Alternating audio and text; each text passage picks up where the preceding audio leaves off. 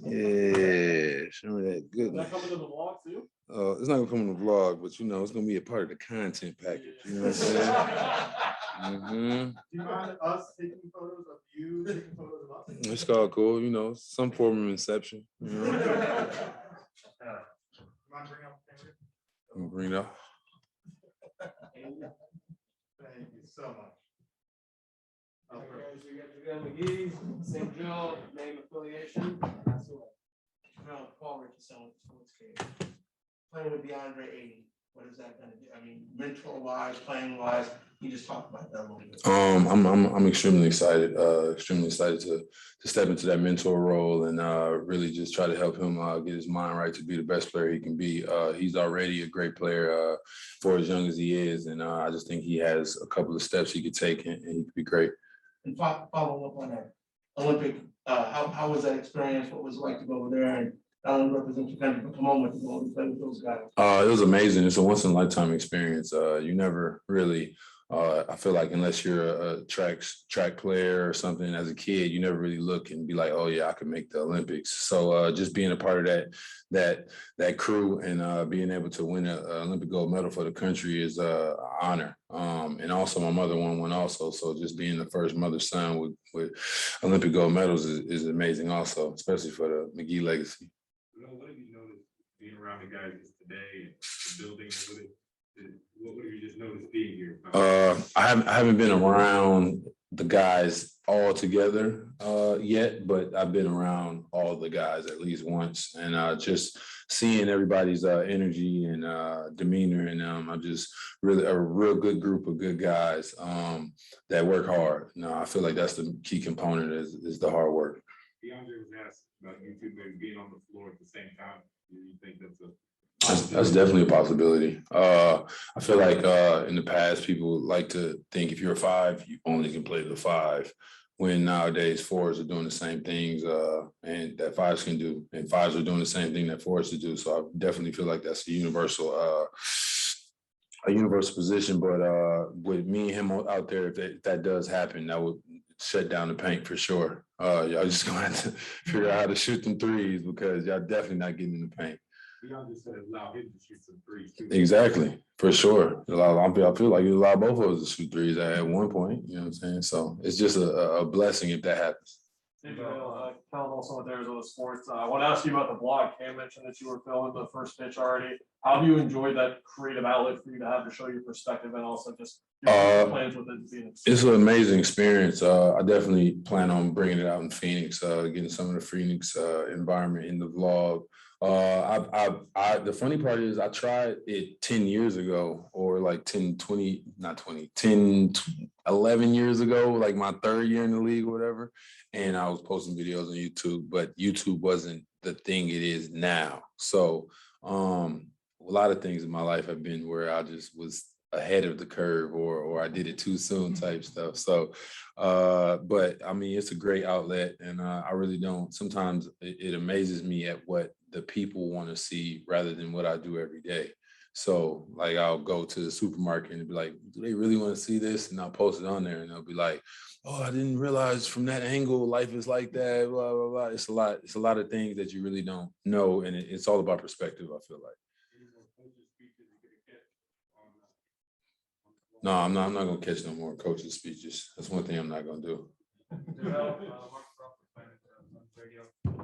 that you've been part of many championship teams, what's different from those teams to this one? Like something big that you're like, wow, this is different from other teams I've been with, and another pop with VA. Is there any like friendly bets that you're gonna maybe do down the season and say like, yeah, I get more boards than you, or more blocks than you? I feel like the only one I could actually like do would probably be blocks, just because our minutes are obviously going to be different. He's going to have way more minutes than me, but the first question you asked is what's the difference between championship teams rather than this team? I don't technically, the only difference is they won a championship. I feel like that's the only difference. I feel like for anybody, that's the only difference between them being an NBA championship team is getting there and doing it. That's the only difference. This team obviously can make it to the finals, so they obviously can win an NBA championship. So we have all the pieces that it takes to get there. You just got to get right over that small little hump. Captain of Contact News, Arizona State's Contact News. JaVale, I want to ask, obviously, so a couple players have commented on the youth of this team.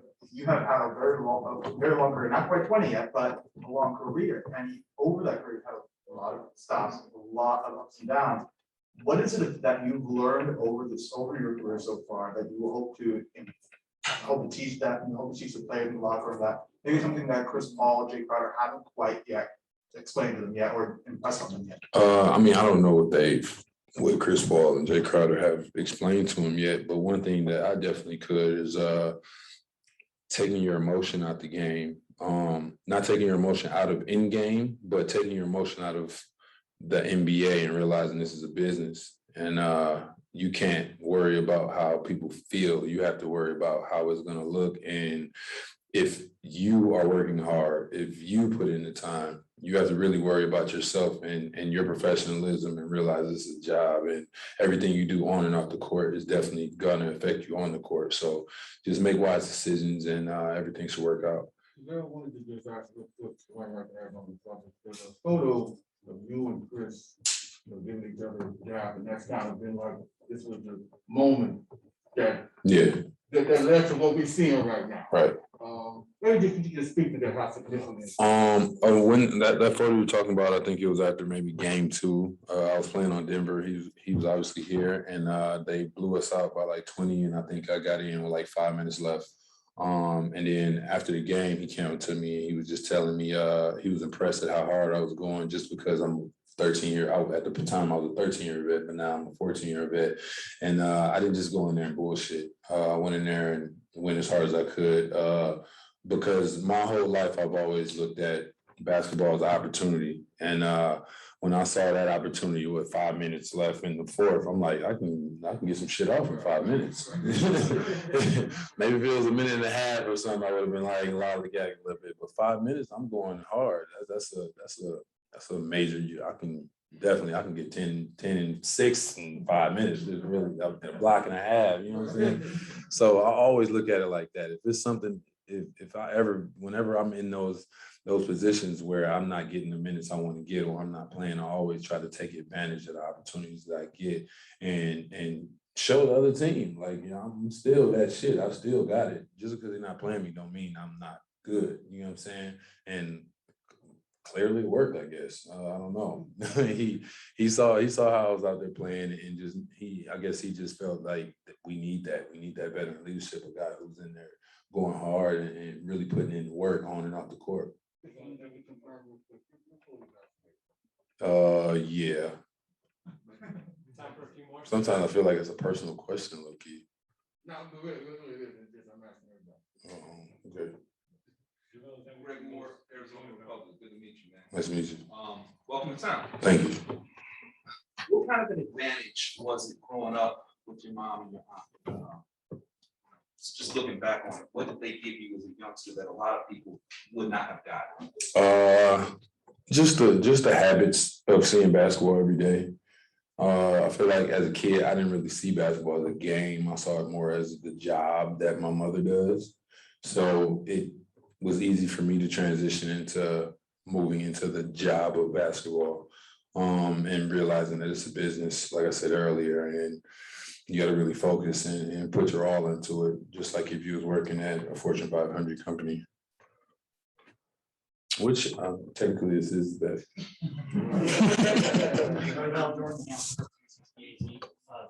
Negotiating a contract while going through the Olympics. Mhm. How is that unique from other contract negotiations?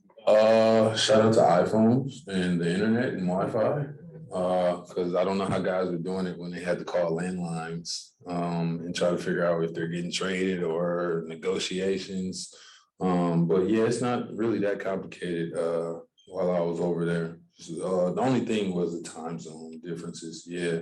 So I found out, I think I was signed, or I was going to sign with Phoenix at like 7 a.m. or something in Tokyo time. So it was cool, but yeah, it wasn't that bad at all. What would you was it like playing with the book and stuff? What did you maybe didn't know about him, but then you learned this or that about him? I don't think it was anything I didn't know about him, and then I learned that time. I knew he was a good kid, and it just confirmed it, I guess. He's a great kid. He's worked hard. He's passionate about the game, very knowledgeable about the game at that young age.